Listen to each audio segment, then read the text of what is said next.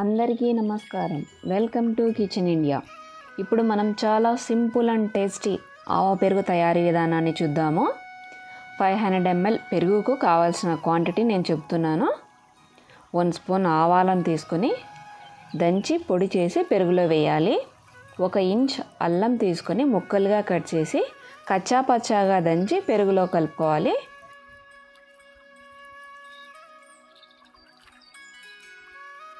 రుచికి సరిపడ్డ ఉప్పు వేసి 3 బాగా కలిపి పక్కన పెట్టుకోవాలి.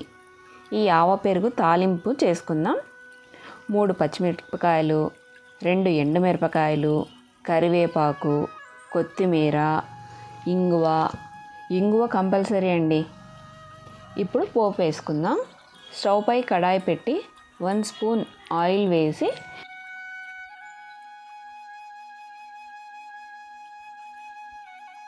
వేడయ్యాక 1 స్పూన్ మినపప్పు, 1/2 స్పూన్ జీలకర్ర,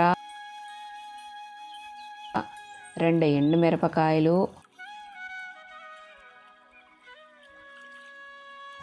ఇంగువ, పచ్చిమిర్చి చీలికలు, కరివేపాకు, కొత్తిమీర వేసి పక్కన పెట్టుకోవాలి. చల్లారాక పెరుగులో కలుపుకోవాలి.